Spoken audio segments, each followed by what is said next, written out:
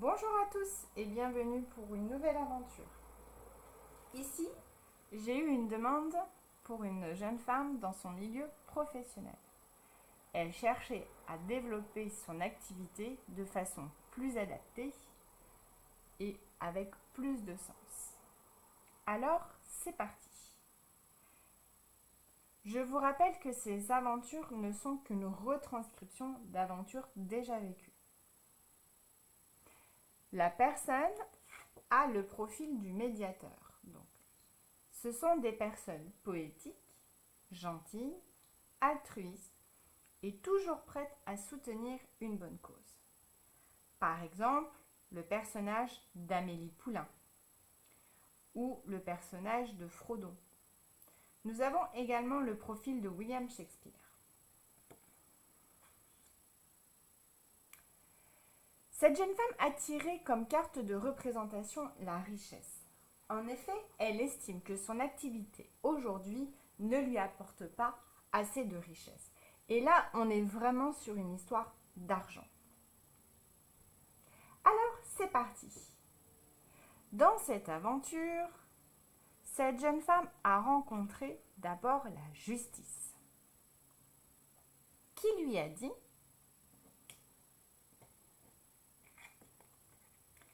la conformité est le refuge des gens en manque de connexion avec leur propre identité. Le symbole choisi est le serpent. Puis, elle a rencontré le fou, qui lui a dit: la seule chose que nous maîtrisons réellement est la façon dont nous voulons vivre. La carte symbole choisie est la maison. Enfin, elle a rencontré le voleur, qui lui a dit: le pouvoir sur autrui est jouissif, mais son prix est particulièrement élevé. La carte symbole est le secret. Alors, reprenons. Ici, cette jeune femme recherche la richesse au sens argent, financier, pécunier. Elle rencontre la justice. Donc la justice, c'est: est-ce que je suis bien dans quelque chose de juste ou est-ce qu'à un moment, il faut que je choisisse? Qu'est-ce que je fais? Dans cette carte, nous avons également le soleil et la lune. Donc on peut aussi regarder sur un plan énergétique. Est-ce que la partie yang et la partie yin sont très équilibrées? Donc on peut aussi s'interroger sur les humeurs de cette personne. La justice lui dit: la conformité est le refuge des gens en manque de connexion avec leur propre identité.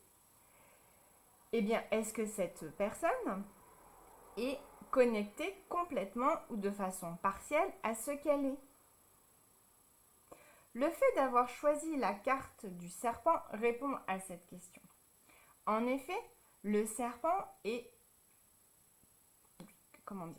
caché dans les herbes, il est difficile de l'attraper, selon l'espèce, il peut être vénéneux ou pas.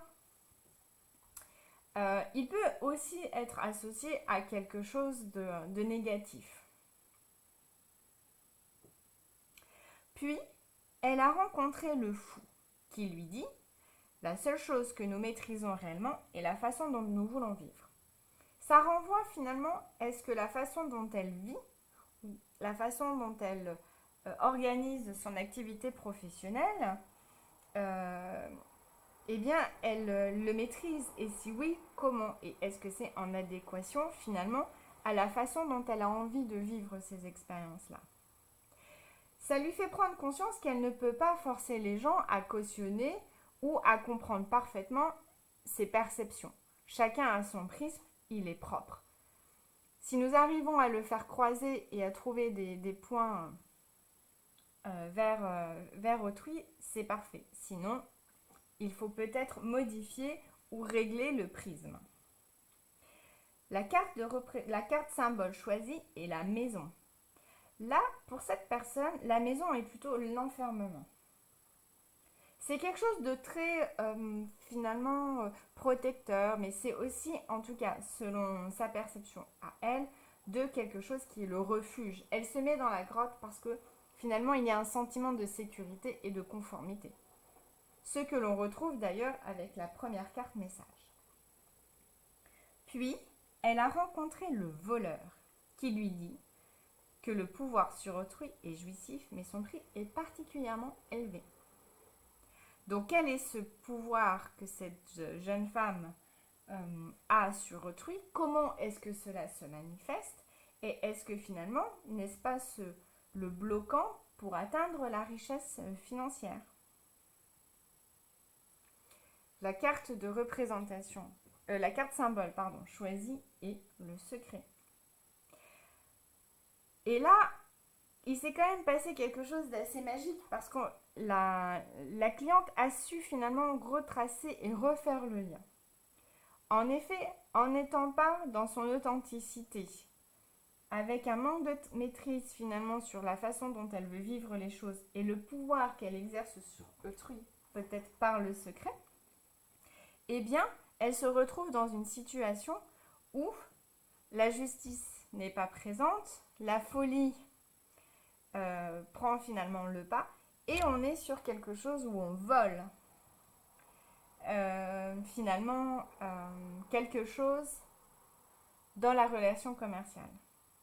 Alors, relation commerciale dans le sens que finalement, si on est dans le pouvoir, on ne peut pas être dans le don, on ne peut pas être dans l'authenticité. Donc, quelque part, on prend quelque chose de façon déséquilibrée. À la suite de cette aventure, cette jeune femme a réévalué son positionnement.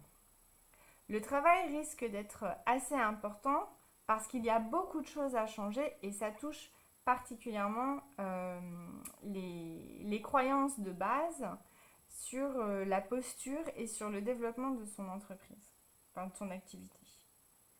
Donc ça veut dire finalement aller chercher en profondeur sur pourquoi finalement j'ai une volonté d'être dans la conformité et à quelle peur est-ce que cela me renvoie. Et dans ces cas-là, le fait d'avoir choisi la carte du serpent fait que finalement je me fonds dans le décor, je me cache à travers les autres dans les herbes, et ce qui me permet d'avoir aussi une position d'observateur. Et donc, si je peux observer, eh bien je peux, utiliser la situation et les informations à mon avantage. Le secret aussi est intéressant. Finalement, qu'est-ce que je me refuse de dire, ou qu'est-ce que je cache, ou qu'est-ce que je refuse de ne pas partager. Ou si je partage, est-ce que je le partage avec quelqu'un et qu'est-ce que ça m'apporte? Ou est-ce que je vais aller chercher, moi, les messages, enfin les secrets chez les autres? Voilà. Bon, je ne vais pas aller plus loin dans cette aventure. Je pense que c'est déjà suffisamment riche. Dites-moi ce que vous en pensez. N'hésitez pas à me poser vos questions, à me laisser vos remarques et sur quel sujet vous aimeriez que je puisse intervenir. En tout cas, merci pour votre fidélité et je vous dis à très bientôt pour un nouveau jeu relationnel.